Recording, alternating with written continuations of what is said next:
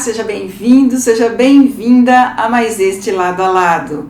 Durante muito tempo, a advocacia foi um espaço predominantemente masculino, mas hoje as mulheres são a maioria na profissão e exercem a advocacia com competência, firmeza e a sensibilidade necessária para fazer o melhor pelas pessoas. Então hoje, às vésperas do Dia da Mulher, eu recebo aqui 4 doutoras, 4 mulheres fortes, 4 advogadas de gerações bem distintas. A querida doutora Eliette Santarém, doutora Andréa Dias Ferreira, doutora Bruna da Silva e doutora Stephanie Duarte. Bem-vindas, meninas! Obrigada.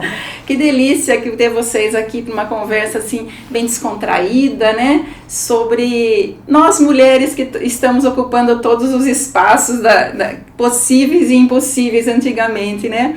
Então eu queria começar para cada uma falando um pouquinho da sua trajetória na advocacia, tá bom? Quem quer começar? Eliette, Andréa? Eu acho que eu sou mais antiga, né? Bom, eu sou Eliette Santarém, eu estou há 31 anos advogando. 31 anos, eu me formei em 94, em 95 eu já estava advogando. A gente terminou a faculdade, já passou na UAB.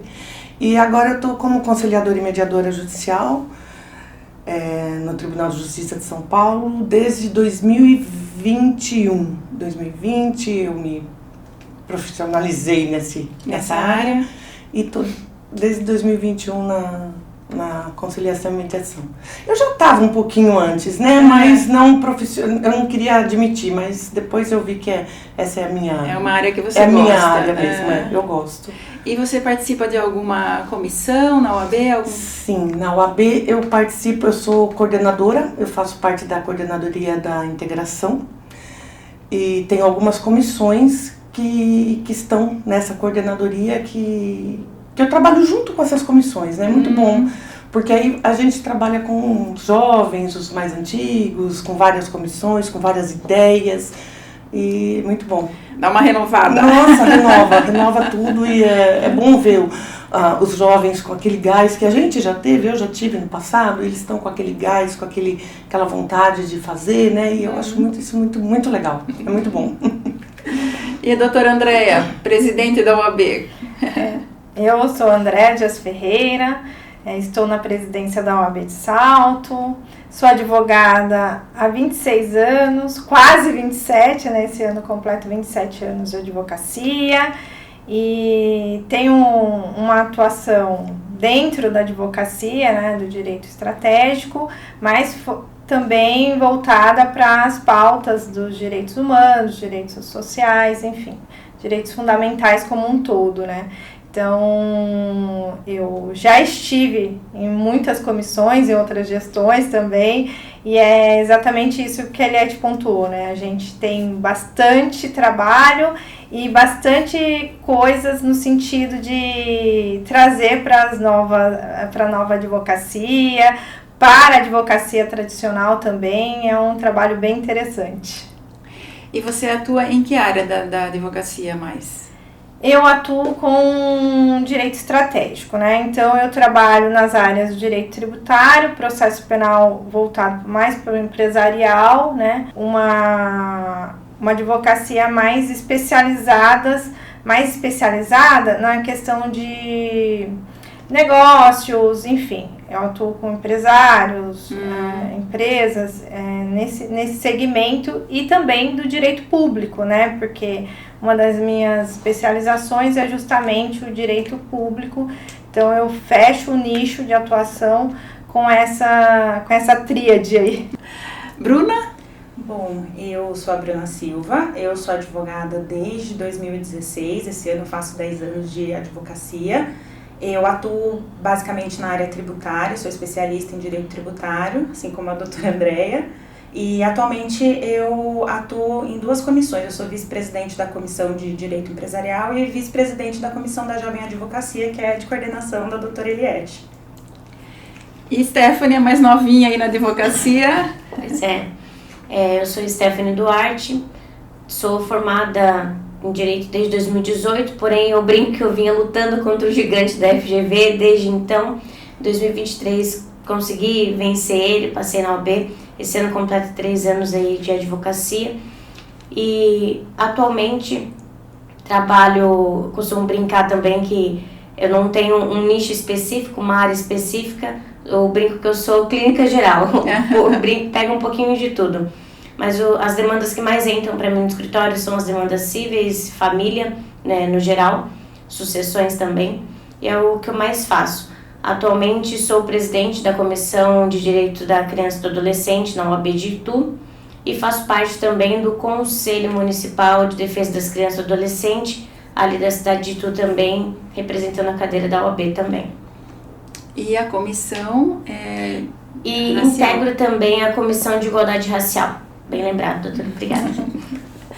Então vamos lá. Olha, eu abri o programa falando que os homens antes predominavam na advocacia e que hoje as mulheres estão botando para quebrar. Então, como que vocês veem essa mudança no perfil da profissão? Eu não sei, eu penso que as mulheres conquistaram o espaço, né? Foram vários fatores que contribuíram para que elas conquistassem esse espaço delas, desde o incentivo a terem uma profissão, aí a gente já vai no âmbito da igualdade de gênero, né, que assim, que a gente foi estimulada antigamente a cuidar de casa, do lar, e de repente isso começou a mudar, porque a mulher também precisava de autonomia financeira, né, e então a própria OAB também mudou um pouco os critérios, né, as formas de auxiliar até as mulheres, né, nesse ponto, e eu vejo que hoje a maioria dos advogados são mulheres. Eu acredito que são mulheres, porque tem muita mulher advogada, coisa que não tinha há um tempo atrás, né? Doutora Andréia deve ter dados sobre isso, Sim, Andréia. A maioria da advocacia hoje no Brasil é composta por mulheres, né? E eu acho muito importante essa questão que a Eliette pontuou, que no sentido de que a advocacia não é diferente de outras profissões dentro do contexto social, né? Então, as mulheres, quando elas puderam lutar pelos seus direitos, conquistar esses direitos, né? E aí, bem pontuando, assim, como diz a filósofa Hannah Arendt, no sentido de ser sujeitas de direitos, né? E aí, não mais objeto de direito. Então, isso trouxe uma evolução, porque isso traz consigo direitos que são individuais, direitos que são sociais, por exemplo, o direito de poder estudar, o direito de exercer livremente uma profissão, o direito de ter propriedades, de agir dentro desse contexto todo, né? E dentro da OAB, predominantemente, sempre foi um ambiente masculino. Hoje, inclusive, nós temos políticas de equidade de gênero dentro da própria ordem dos advogados. Por quê? Porque essa é uma questão, ela é evolutiva, né? Então, nós entendemos que cada vez mais as mulheres devem estar nos espaços, né? Em todos os espaços possíveis, e que elas queiram estar. E para isso elas têm que ter igualdade de condições, né, superando obstáculos que são estruturais, para que elas possam de fato materializar esses direitos. Mas eu tenho uma curiosidade. Pode falar. A OAB tem uma comissão da mulher advogada. E os homens ainda não reivindicaram uma comissão do homem advogado? Então, nós temos a comissão das mulheres advogadas, né? E aí, essa comissão das mulheres advogadas, ela nasce justamente dentro desse contexto de uma advocacia voltada para essa equidade de gênero. Obviamente que numa sociedade bastante patriarcal, a gente não precisa falar de uma comissão voltada para os homens, porque a sociedade, o modo inteiro, já se estruturou para que isso acontecesse. Então, assim, nós vemos os homens em todos os lugares. sem julgamento, como deve ser em relação às mulheres também. Então, o que a gente pauta na comissão das mulheres advogadas, inclusive outras comissões também, direitos e prerrogativas, enfim, direito antidiscriminatório dentro da Comissão de Direitos Humanos, enfim, nós temos muitas pautas para que essa equidade de gênero se efetive, né? E ela é importante. Sei que você fez uma brincadeira, óbvio, né? Mas nós já tivemos até casos, né, que houve uma determinada subseção que formou essa comissão, mas já com um viés muito discriminatório. Inclusive, isso foi barrado pela própria OAB. Enfim, é importante que homens e mulheres estejam dentro dos mesmos propósitos de uma sociedade justa e igualitária. Para que isso aconteça, a equidade de gênero é um elemento essencial. Sim. E as meninas querem falar um pouquinho sobre isso? Eu acredito que eu não peguei essa fase de discriminação e nem dessa parte de quando as mulheres eram minoria, né, na advocacia. Sou recente, mas eu acredito que o que a OAB fez foi de grande excelência. Eu acredito que trabalhar essas políticas internas dentro do órgão mesmo foi essencial para mostrar, tanto para a nossa classe social, mesmo para a nossa classe dos advogados, quanto para a sociedade, que as mulheres elas também merecem respeito, elas também merecem estar onde elas querem estar, elas merecem atuar onde elas querem atuar, fazer aquilo que de fato elas querem fazer e não simplesmente nascerem para cuidar de casa, cuidar de filhos ou algo do tipo. As mulheres elas devem estar onde elas querem estar e fazer aquilo que elas desejam fazer, sem serem barradas. Bruna, quer falar um pouquinho? Eu acho que isso é muito resultado dessa mudança de perfil, né? É o resultado desse acesso, né, que a Eliette, a Andréa pontuou, e da representatividade também. Então hoje a gente consegue ver as mulheres ocupando os lugares que antes eram masculinos, mas a gente vê que elas não estão ali também como um número, né, para equilibrar a balança como era até um tempo, né? Então ela está ali de fato para poder tomar decisão, para liderar, para exercer o seu papel, para agir como um agente de mudança mesmo ali. Então ela se vê como essencial, não só como um papel secundário ali, né, para cumprir tabela, né, para ter quórum. Então ela se vê realmente podendo usar a voz dela para transformar aquele ambiente. Então acho que isso fez com que outras meninas jovens, né, que queriam ser advogadas olhassem e falassem assim, poxa, legal, eu me vejo lá, né, eu acho que eu posso estar ali também. Se ela tá ali, eu também posso. Então acho que foi isso que mudou. Muito show, né? Mas eu tenho uma curiosidade com as mais experientes aqui, de como que era naquele tempo em que os homens predominavam na advocacia. Eu sei que, por exemplo, as mulheres tinham que usar saia para entrar no fórum. Vocês já passaram alguma situação assim de muita discriminação, preconceito por ser mulher naquela época? Algum caso que vocês queiram contar? Olha, realmente esse negócio da saia, a gente tinha que ir de saia mesmo, principalmente quando tinha audiência, né? Os homens eram terno, né? Sempre terno, não mudava a vestimenta deles, mas a gente tinha que usar saia. Eu não posso dizer assim que eu tive muita discriminação por ser mulher, sabe? Eu comecei fazendo estágio no escritório de um homem e eu estava com ele sempre indo para... Era o René, né? Hamilton René Silveira. E eu estava sempre com ele, indo pro fórum. Então, assim, como eu estava junto com ele era do escritório, eu estava com ele, eu acho que eu não percebia também, sabe? Porque era tanta coisa e eu não percebia. Eu ia lá e fazia minhas coisas e eu nunca me toquei muito. Com juízes, eu já percebi que teve alguma discriminação, sim, por eu ser mulher. Isso eu já percebi com um determinado juiz aqui que passou pela comarca. Mas também fiz a representação contra o juiz e tudo bem, sabe? Porque eu acho que é isso, a gente não pode se calar. Não pode deixar quieto, né? Não pode, Na época eu lembro que ele gritou e eu falei pra ele não gritar e ele apontou o dedo e eu falei pra ele que um dia se viu, ele apontou o dedo pra mim e ele me mandou calar a boca. Aí eu falei, nossa, gente, né? De jeito, maneira nenhuma. Eu era jovem, né? Eu era jovem, então eu acho que ele tentou me intimidar.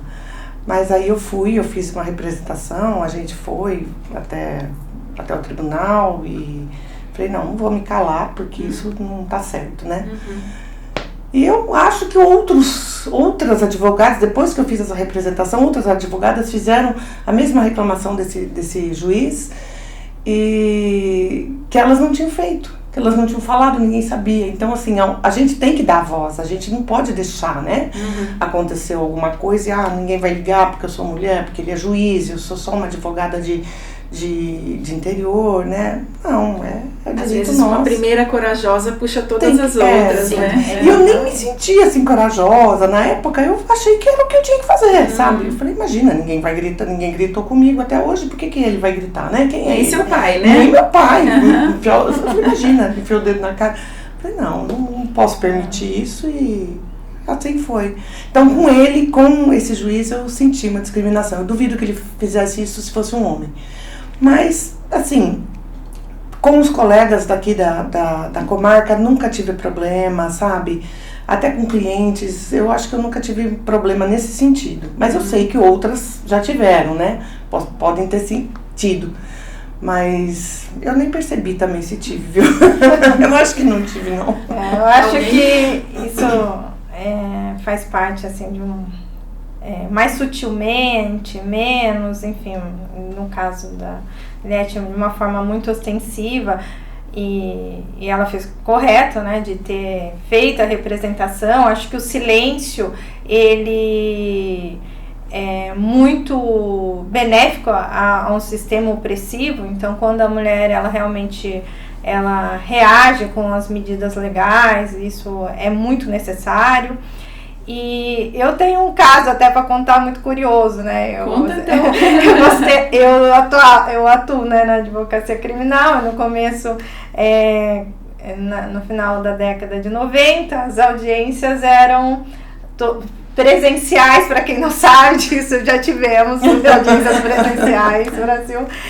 E então os presos eram conduzidos aqui no Fórum de Salto numa celinha, que é a celinha de quem fazia júri, né, dos acusados que estavam presos, né, ficavam aguardando ali, e tinha um momento de entrevista reservada e tal, e eu me lembro que eu fui fazer uma defesa e eram 3 acusados, e cada um deles tinha um advogado. Então eram 2 colegas meus e eu para defender. E aí os colegas conversaram, eles tiraram reservadamente, conversaram reservadamente, e aí quando chegou a minha vez, o cliente muito espontâneo falou assim: tô lascado. Tô lascado. E aí, eu, assim, no auge dos meus 21 anos, talvez eu falei, brincadeira isso, né? Enfim, e fomos pra audiência. No fim, ele foi solto nessa audiência, foi expedido imediatamente o alvará de soltura. E os outros 2, por outras questões, não tem nada a ver com a atuação dos colegas, mas por outras questões, permaneceram presos. E aí, ele saía dali, ia pra delegacia, pegava as coisas e tal, né? Porque a gente tinha cadeia aqui em Salto. E aí, eu lembro que eu pensei, vou com ele, assino o alvará de soltura e tudo, e fomos até a delegacia. A hora que ele saiu, ele falou assim: eu queria falar que eu tava muito nervoso. Eu falei, por favor, só não deixe as coisas piores. Eu já entendi o que aconteceu. Um valeu já tá bom. Exato. Vamos esquecer esse assunto. Nunca mais ele fala isso, tô lascado. E Bruna e Stephanie, vocês sentem que a realidade realmente mudou, ou vocês ainda encontram algum tipo de barreira aí? Eu acho que mudou bastante, mas eu acredito que não totalmente. Acho que a sociedade ela vem mudando, né? Acho que dia após dia isso aí tende a melhorar, eu acredito. Mas não tem como a gente falar que ainda está 100%. Escutando a doutora Eliette falando, lembrei de um caso que aconteceu comigo com um colega. Ele me chamou para fazer um acordo junto com o cliente dele e o meu cliente. Mas no estabelecimento do cliente dele, ele quis me deixar menos na frente do meu cliente e do cliente dele. na hora ali eu nem pensei em representar ou falar alguma coisa, mas falou coisas absurdas que não, né, não convém falar agora. Mas não só falando da minha pessoa, né, como pessoal, mas atingindo o meu profissional também. E aí eu saí dali, só quis saber de orar e falei, Senhor, se for, né, da sua vontade, que eu ganhe essa causa e mostre para ele que o Senhor me deu competência para eu atuar e ser a profissional que eu sou hoje. Acabou que, né, consegui, graças a Deus, e ganhei a causa, e o cliente dele teve que me pagar até mais do que o acordo que nós estávamos tentando fazer ali na hora. Mas eu acredito que isso tende a mudar. Não são todos. Ali da comarca de Itu, graças a Deus, todos os colegas ali sempre me acolheram muito bem, aqui em Salto também, ao redor também. Eu acredito que isso tende a melhorar dia após dia. Não tem como a gente falar que é 100%, porque nunca vai ser. Mas pessoas corajosas, como o Dr. André, que está na presidência hoje aqui da OAB aqui de Salto, vem nos encorajando, nós que somos mais novas, a também querer seguir os mesmos passos, querer também chegar ao topo também. Doutora Eliette também, algo acontecer conosco, vai lá e representa para nós termos essa força também. Doutora Patrícia Vanzolin também, que chegou também na presidência, né, da OAB São Paulo, também é nossa inspiração, também acredito que para todos da subseção, todas as subseções da OAB São Paulo. Então são pessoas, são mulheres corajosas que vêm nos encorajando dia após dia. Bruna? É bem o que a Stephanie falou, né, mudou. Claro, a gente tem um ambiente melhor, até por conta de toda a luta, né, que já foi até aqui das advogadas, mas está bem longe, né, de ser o ideal. A gente ainda tem que provar, né, nosso valor, ainda tem determinados momentos que você se sente ali que precisa, né, provar, né, e na área tributária, né, como eu estava comentando, é uma área ainda muito masculina. Então eu ainda percebo que existe aquela necessidade de você provar a competência técnica, porque o retrato da advocacia tributária, né, se a gente for analisar, é o homem branco, né, às vezes de meia idade, rico. Então, assim, dificilmente você vai imaginar que tem uma mulher ali na frente do escritório, tomando decisões estratégicas e tudo mais. Então, e tudo isso é reflexo, né, da nossa sociedade, né, a gente vive numa sociedade que mulher não foi ensinada a falar sobre dinheiro, não foi ensinada a ser empresária, era voltada para os cuidados do lar, tem aquela história também, né, que homem lida melhor com essas coisas porque mulher é muito emocional, então isso são estigmas que acompanharam a gente e reflete na nossa advocacia mesmo. Porque você tem medo, às vezes, de ser ambiciosa, porque você acha que isso vai te custar, às vezes, o seu casamento, o cuidado com os seus filhos, né, a negligência com o lar. Então, eu já ouvi muito de colegas isso, né, que chegaram no topo, né, mas assim, a que custo, né, olhando assim, né, sendo apontadas, né, pela sociedade. E eu sinto também ainda, por exemplo, já fui questionada, né, mas você é advogada mesmo, do caso, você é tributarista mesmo, mas você é tão nova, mas você não trabalha para algum advogado, você não tem sócio, né? Você não tem sócio, é só você mesmo. Então, não há possibilidade de você ser uma mulher que está sozinha trabalhando, né? Exato. Tem que ter algum homem por trás. Exato, né? Tem que ter algum homem por trás. E assim, já me perguntaram também, mas a advogada não cuida dessas áreas, assim, família, divórcio, essas coisas? Eu falei, não, né? Como disse minha mãe, eu não sou todo mundo, então... Isso aí, é verdade. E aí você tocou num ponto, né, que é difícil ver uma mulher, por exemplo, como executiva, né, você estava falando, principalmente se ela for uma mulher negra, porque a gente ainda tem no Brasil essa questão do racismo muito forte. Então, aproveitando aqui a presença da Stephanie, que também é da comissão, né, de igualdade racial lá em Itu, sua presença, a presença de todas aqui, eu queria saber, colocar isso em pauta, né, se vocês sentem ainda essas situações de racismo dentro da advocacia.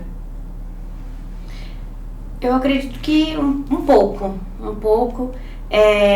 acredito, até porque por ser negro, eu acredito que no ambiente, qualquer ambiente que a gente vá, só pelo fato de ser negro, a gente já é discriminado, seja dentro de um restaurante, de um supermercado, em qualquer lugar. Então, dentro da advocacia não seria diferente. Eu costumava fazer um pouquinho de flagrantes também, e vai alguém preso. Se eu vou lá atender o flagrante do cliente que acabou de ligar e é um negro também, automaticamente já perguntam se é familiar. Então, assim, não tem essa questão que eu sou uma advogada e estou ali para exercer minha profissão. Não, eu estou ali talvez para defender um parente meu.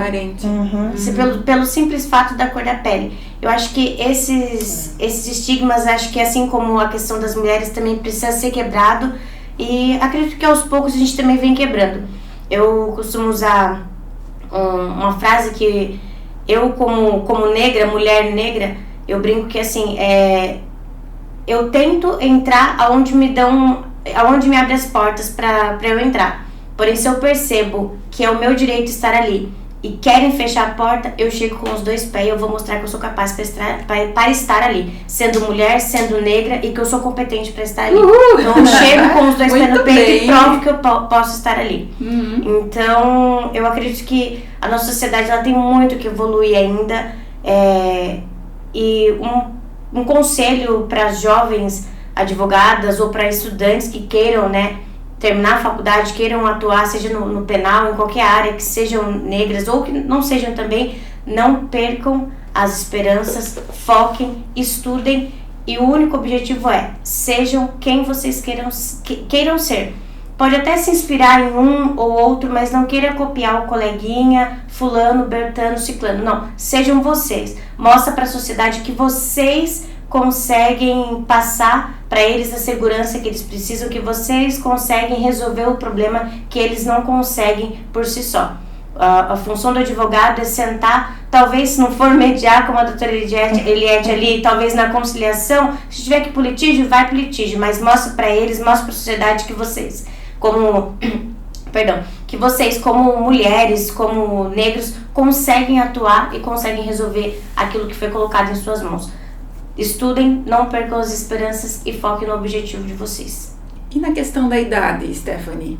Porque, veja, existe a discriminação racial e existe também algum tipo de discriminação com relação à idade, né? Porque você, por exemplo, é muito nova, você já sentiu esse tipo de discriminação? Eu fui fazer alguma coisa dentro do judiciário e me senti menosprezada porque tenho menos tempo de advocacia, porque sou uma menina ainda. Eu, graças a Deus, não tive esse problema, porque antes de eu pegar o AB, eu entrei no escritório ali, no Dr. Nilson Almeida, em 2021, e desde então sempre trabalhei com ele, ia pro fórum com ele, participava das audiências com ele, do júri com ele. Então, ali na comarca eu sou bastante conhecida, o pessoal me conhece, até mesmo antes de ter a OAB, então não tive esse problema. Só com esse colega mesmo que eu mencionei, que acho que por ele saber que eu tinha acabado de pegar o OAB, talvez ele viu ali deu um puxãozinho ali no ESAG, viu que eu tinha poucos processos na minha OAB. Acho que ele quis fazer uma gracinha ali perto do cliente dele, do meu cliente também, mas nunca passei por nada do tipo assim, fora esse caso específico, graças a Deus. E a questão da idade para vocês? Bom, pra mim, eu brinco que eu sempre fui muito bem assessorada por advogadas mais experientes que sempre me deram muitas dicas de como agir, de como me comportar, porque de fato a idade ela pesa, né? As pessoas acham que é sinônimo de inexperiência.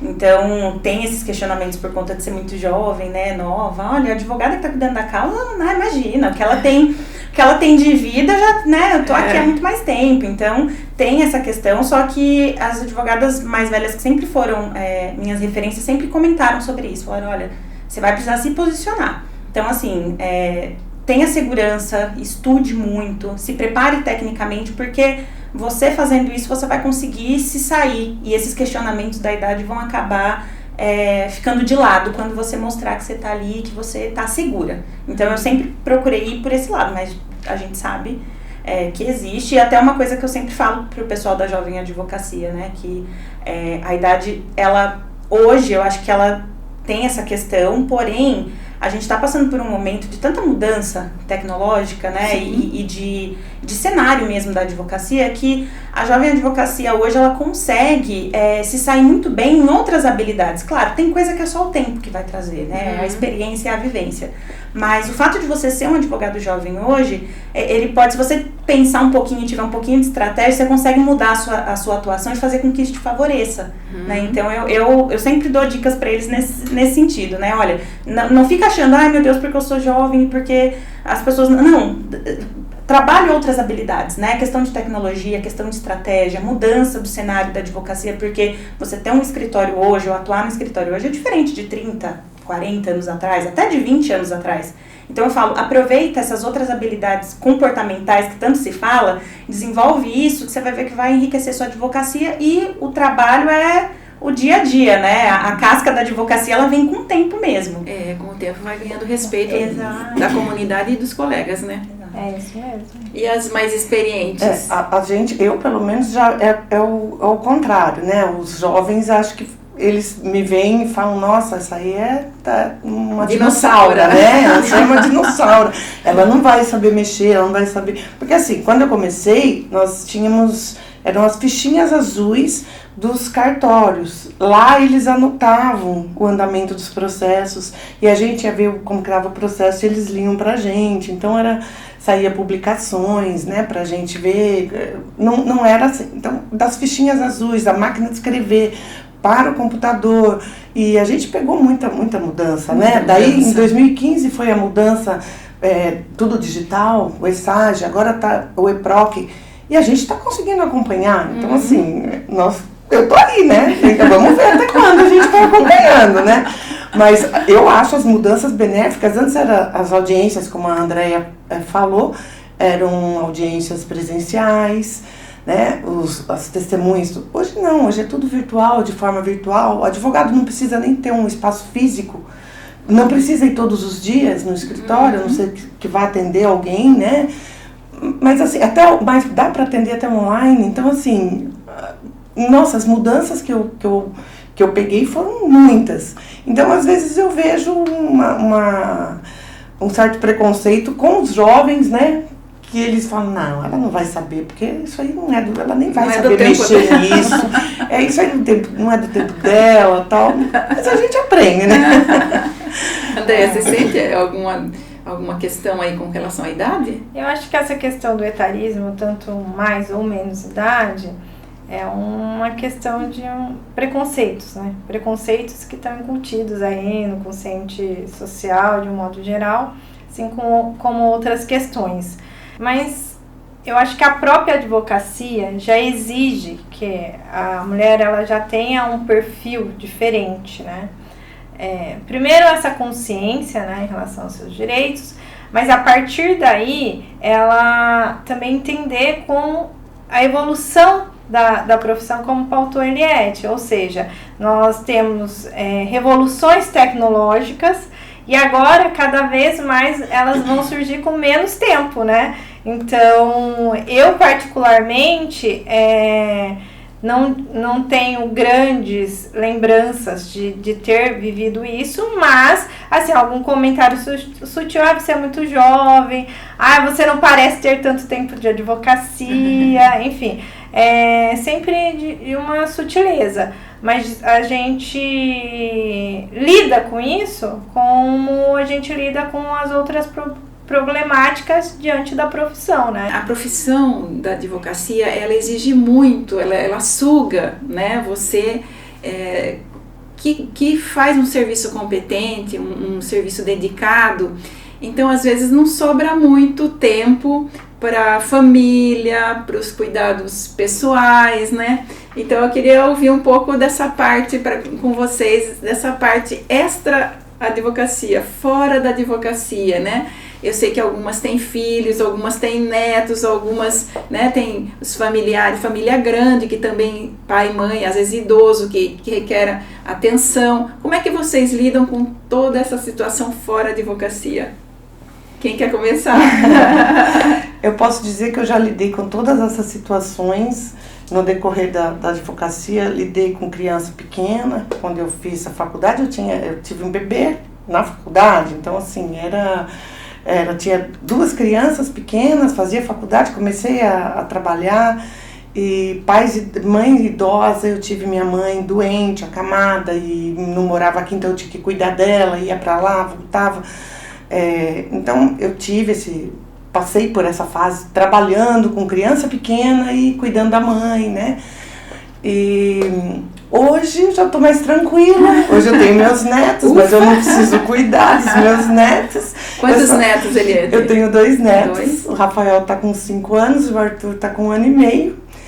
E o bom disso tudo é que eu estou vendo a minha filha fazer tudo que eu fazia, que eu já fiz. Ela corre, vai, e pega, e leva, e não dá tempo, e aquela correria, e eu só usufruo. Eu só pego eles, faço a vontade deles, né, mimo e devolvo. Então agora é uma fase boa, mas não é fácil. O autocuidado eu acho que fica sempre esquecido. Porque a gente tem o trabalho, a família, e não dá tempo de cuidar da gente, né? As mulheres têm isso. Não sei se todas, mas o meu ficava lá por último, sabe? Porque eu tinha que dar atenção para filho, para marido, para casa, para tudo, né? E o escritório, então... Mas agora já está sobrando um tempinho, uma academia. Agora dá para me cuidar, agora as filhas já estão crescidas, já tomaram o rumo delas, né? Então agora eu e meu marido, então agora dá para me cuidar melhor, trabalhar com mais tranquilidade. Mas eu sempre tive uma coisa, assim, eu nunca trabalhei em excesso, sabe? Eu sempre priorizei um pouco também a minha saúde mental, porque se você deixar, você não para. Você acaba indo e perde final de semana, feriado, e à noite, passa a noite trabalhando. E acontece isso muito, né?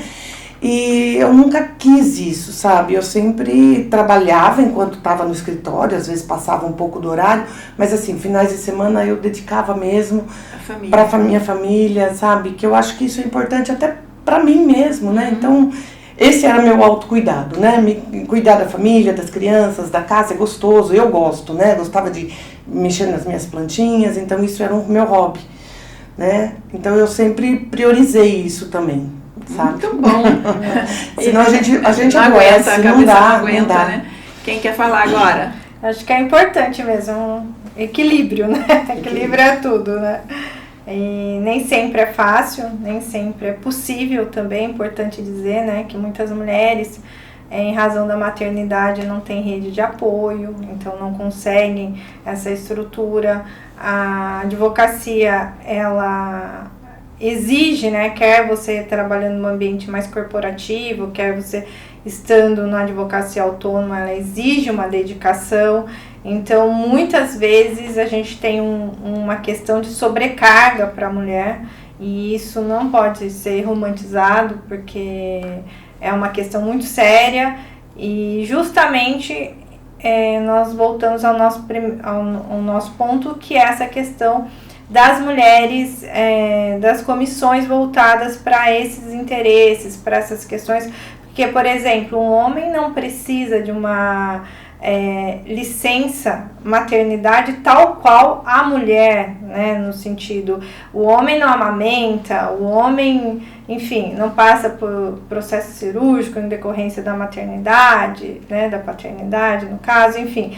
Então, a gente tem todas essas questões aí envolvidas, e muitas vezes eu vejo, né, por estar até na presidência, de mulheres relatando o cansaço, a exaustão, a incompreensão muitas vezes, né? Já vimos casos de mulheres que estavam na sala de parto, o juiz não quis adiar a audiência, disse que aquilo não era motivo suficiente, né? Então, veja bem, né? Então, a gente precisa repensar muitas coisas nesse sentido, mas a questão da saúde mental associada à saúde física, ela é indispensável para qualquer... Até para exercer, né? Voltar na segunda-feira mais tranquila, cabeça mais arejada, né? Bruna e Stephanie? Eu acho que é isso também, a gente precisa se cuidar mais, apesar de a gente sempre deixar por último, né, o nosso autocuidado. Eu não sou mãe, não sou avó, mas na minha casa moro com 2 crianças, 2 sobrinhas minhas, uma de 4 aninhos Inclusive, antes de vir pra cá, ela tava me perguntando se eu não ia trabalhar. Você não vai trabalhar, tia? Eu falei, eu já tô indo já. Nas férias dela, não sou mãe, mas é como se mãe fosse. Nas férias dela, precisei levar ela 1 dia, 2 pro escritório comigo, pra ficar lá comigo. Porque não tinha quem ficasse com ela. Então, eu entendo. Mas eu tento sempre, deu o meu horário, eu posso ficar a hora que for no escritório. Eu fechei a porta do escritório, vou pra casa, esqueça tudo. A não ser que for algo muito urgente. Chegou em casa, aí atenção pra ela, atenção pra minha mãe. Meu pai recentemente teve AVC também, está em casa que a gente tá cuidando dele. Então,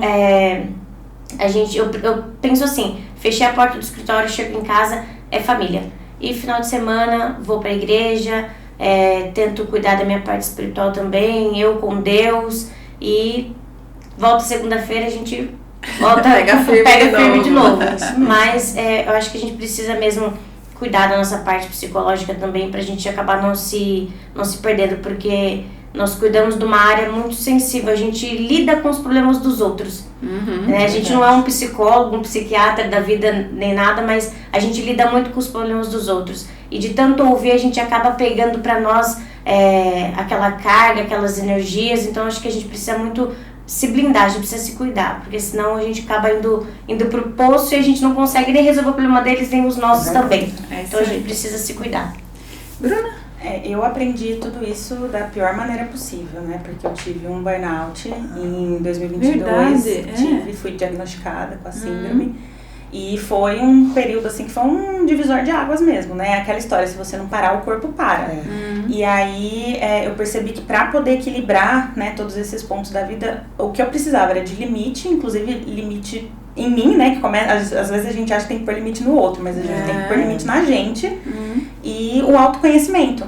Porque eu acho que a gente carrega muita culpa, às vezes, né? Por não conseguir dar conta, né? Então, eu não sou mãe também, né? Sou casada, mas não tenho filhos, mas tenho sobrinhos. E eu vejo, né? Todas as mães ali ao meu entorno, mulher no geral, né? Não consegui ter um momento lá com meu filho, com meu neto, não consegui fazer as coisas de casa conforme eu gostaria, eu falei que eu ia fazer tal coisa e não fiz, então, e a culpa do trabalho também, né, poxa, eu tô com um trabalho aqui pra fazer, enquanto isso tem coisa, tem um churrasco, uma festa, uma outra coisa pra organizar, então, existe essa culpa, então eu acho que o autoconhecimento, né, esse período me ajudou a me conhecer melhor, a entender os limites e entender que a gente precisa cuidar da gente também, né, por mais que por exemplo, a Eliette falou, né, que tinha o autocuidado dela ficava por último, mas de certa forma ela priorizava, porque quando acabava, né, o expediente, acabou, eu tô ali inteira, né, pros meus filhos, pro meu marido, pra minha casa, pros meus hobbies. Então, eu acho que é aprender por esse limite, que eu até pouco tempo atrás não tinha,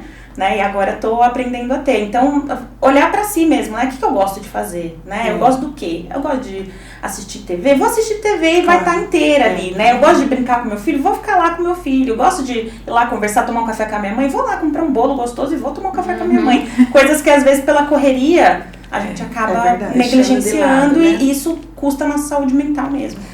Uma vez eu li que nasce uma mãe, nasce uma culpa, né? Porque as mães se sentem culpadas. Vou ter que deixar meu filho na escolinha, coitadinho. E a gente sente isso mesmo, né? Então é difícil conciliar maternidade, família com o trabalho. Quem tem, a minha realidade é outra, mas às vezes a mãe é sozinha, ela não tem realmente uma rede de apoio, então é mais difícil ainda trabalhar nesse sentido. Como que vai trabalhar, deixar o filho, sabe-se lá com quem, né? Às vezes não tem avó para ficar, não tem ninguém. Então, é difícil mesmo e para as mulheres muito mais, né? Mas a gente quer continuar ocupando os nossos espaços, né? A gente quer e tem que continuar, inclusive para os filhos verem que, assim, é isso. A gente vai abrindo, né? A gente vai abrindo as fronteiras para os filhos também verem que é assim. Bom, gente, o papo tá ótimo, mas a gente precisa encerrar. Então eu vou pedir para cada uma deixar um recadinho bem curtinho para as meninas e para as jovens que queiram ir para a advocacia no futuro. Eliette. Meninas, estudem muito, se dediquem, façam curso, se aprimorem de todas as formas e ajam, sobretudo, ajam com muita ética e respeito aos colegas. Isso é muito importante. A ética sempre tem que vir em primeiro lugar. E com isso vocês vão conquistar o sucesso. O sucesso vem. Andréa? Eu acho que é isso também. Preparem-se mulheres para ocuparem os seus lugares, né? Eles estão lá esperando as mulheres, mas as mulheres têm que estar preparadas e terem a consciência de que aqueles lugares são para elas. E quando elas chegam, né, em algum lugar de destaque, não se esqueçam de que existem outras que ainda não chegaram e que precisam estar lá também. Então vamos fazer esse trabalho, vamos contribuir para essa transformação social, para que nós mulheres possamos ocupar todos os lugares sempre. Stephanie?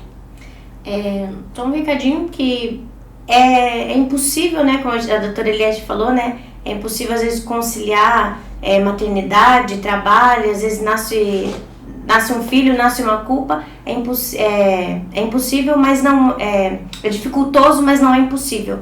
Então se dediquem, estudem, foquem naquilo que vocês querem e tenham na mente sempre, há um tempo determinado para tudo. Se não chegou o momento de vocês ainda adentrarem em algum espaço que vocês querem, ou exercer um cargo que vocês procuram, ou até mesmo alcançar o seu escritório individual ali sozinho, continue focando, continue estudando, indo atrás. Não chegou o tempo ainda, mas um dia chegará. É dificultoso, mas não é impossível. Bruna?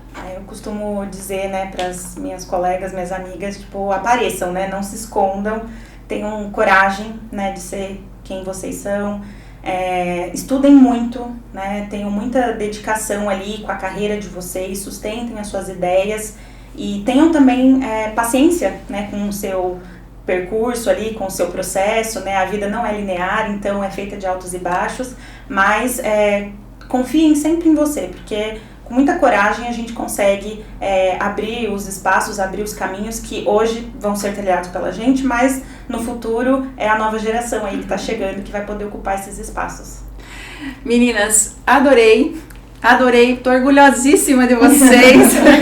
Foi um programa delicioso. Então, muito obrigada. Feliz Dia das Mulheres, tá bom?